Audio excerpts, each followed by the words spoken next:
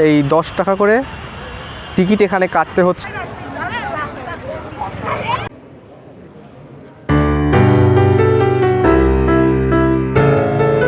Welcome back to সংলাপের সাথে আর একটা নতুন ব্লগে তোমাদের সবাইকে ওয়েলকাম। চলে এসেছি আমি একদম মিড অফ কলকাতা, মধ্য কলকাতাতে।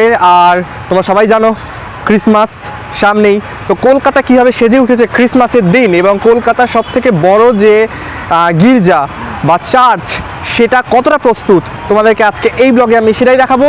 তো চলো, এখন রয়েছে আমি নন্দন রবীন্দ্র সদন এলাকাতে। আমার পাশে হচ্ছে ভিক্টোরিয়া, তার পাশে হচ্ছে সেন্ট ক্যাথিড্রাল চার্চ। তো তোমাদেরকে চার্চে নিয়ে যাব এবং তোমাদেরকে দেখাবো আজকে চার্চে কীভাবে প্রস্তুতি শুরু হয়ে গেছে।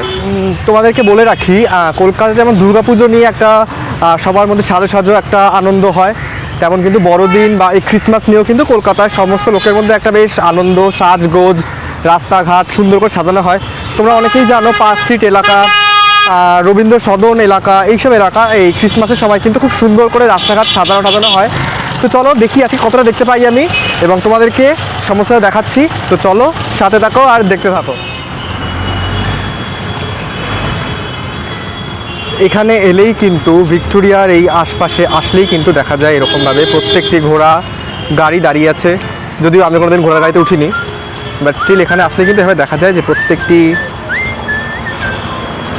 ঘোড়া এইভাবে দাঁড়িয়ে আছে, ঘোড়ার গাড়ি নিয়ে লোকদের যে ঘোরানোর জন্য সমস্ত কলকাতা বা এই সমস্ত আশপাশগুলো।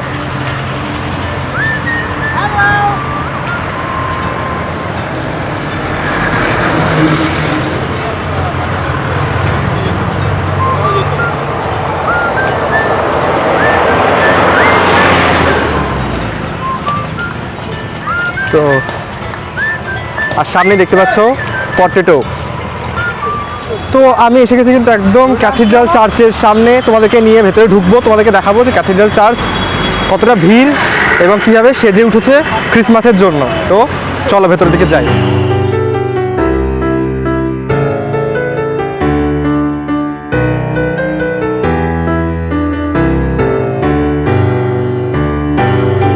আমি এখন সেন্ট পল ক্যাথিড্রাল চার্চে। দেখতেই পাচ্ছ কি সুন্দর করে চার্চটিকে সাজানো হয়েছে। এবং আরও একটি তোমাদের ইনফরমেশন দিয়ে রাখি, এখন চার্চের মেনটেনেন্সের জন্য কিন্তু এই 10 টাকা করে টিকিট এখানে কাটতে হচ্ছে, দেখে নিতে পারো। তো এই 10 টাকা করে টিকিট কেটে কিন্তু তোমাদের এখন চলে আসতে হবে সেন্ট পল ক্যাথিড্রাল চার্চের ভিতরে এবং পুরো এলাকার মধ্যে।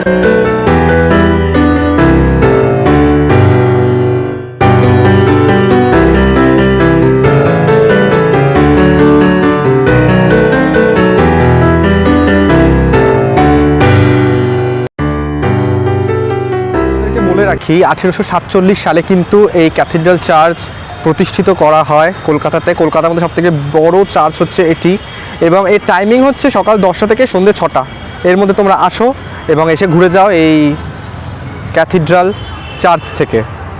খুব সুন্দর একটা পরিবেশ, খুব সুন্দর নিস্তব্ধ, মানে খুব সুন্দর একটা পরিবেশ কিন্তু চার্চের এমনিই হয়, এবং এই চার্চটি তো সেরকম ব্যতিক্রম নয়। খুব সুন্দর চার্চের পরিবেশ। তো তোমরা আসো এবং এসে ঘুরে যাও। যে কোনো দিন নিয়ে যাবো আমি চার্চের ভিতরে। তো চলো, চার্চের ভিতরটা খুবই নিস্তব্ধ, তো সেই জন্য বেশি কথা বলতে পারবো না, তোমাদেরকে দেখাবো। তো চলো এবার যাই আমি তোমাদেরকে নিয়ে চার্চের ভেতরে।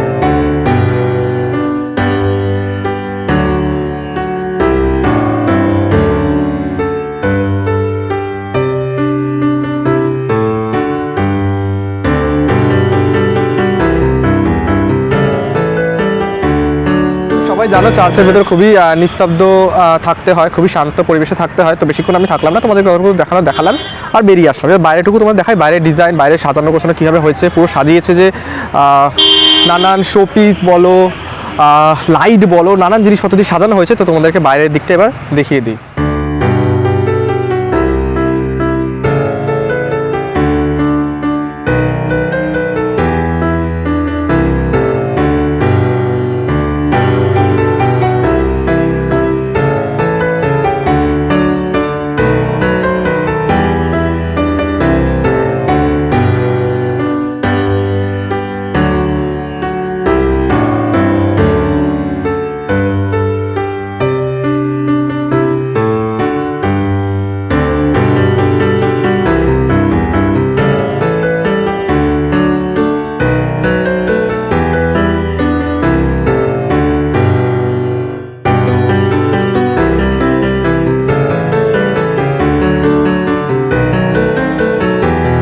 দেখতেই পাচ্ছ কীরকমভাবে পুরো চার্চ সেজে উঠেছে, কারণ ক্রিসমাস।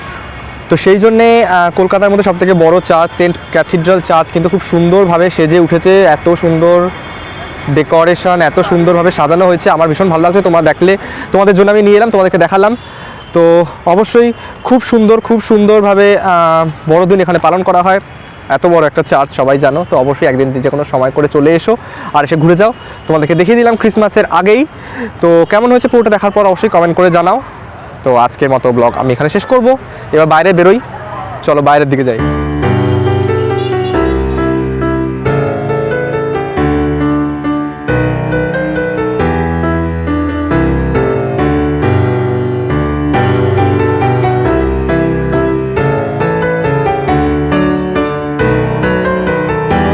দেখিয়ে দিলাম আজকের মতো ক্রিসমাসের আগে সেন্ট পল ক্যাথিড্রাল চার্চের সাজানো গোছানো, কলকাতাতে কীভাবে সাজানো গোছানো হচ্ছে সমস্তটা দেখিয়ে দিলাম। তো কমপ্লিট, এবার বাড়ি ফিরতে হবে আমাকে। তো তোমাদের কেমন লাগলো সেটা দেখার পর কিন্তু পুরোটা দেখলে এবং দেখার পর অবশ্যই সেটা কমেন্ট করে জানাও কীরকম লেগেছে, কারণ ক্রিসমাস। তো অবশ্যই সবাই ভীষণ মজা করো, ভীষণ ভালো থাকো, ভীষণ ভালো করে ক্রিসমাস কাটাও, ইয়ার এন্ডিংটা কাটাও। আর অবশ্যই আমাকে ভালোবাসো যেইভাবে সেইভাবে ভালোবাসে থাকো। এই ব্লগটা কেমন লাগলো সেটা কমেন্টে জানিয়ে দাও এবং লাইক আর কমেন্ট করো। আর যারা এখনও অবধি আমার চ্যানেলটাকে সাবস্ক্রাইব করোনি তারা সাবস্ক্রাইব করে দাও আর করে আমার সাথে থাকো, এইভাবেই ভালোবাসে থাকো। তো চলো আজকের মতো টাটা, দেখা হচ্ছে নেক্সট একটা কোনো ব্লগে, কোথাও নিশ্চয়ই কোথাও। তো চলো ভালো থাকো আর দেখতে থাকো এইভাবেই সংলাপের সাথে। দেখা হচ্ছে নেক্সট ব্লগে খুব তাড়াতাড়ি। ততক্ষণের জন্য টাটা।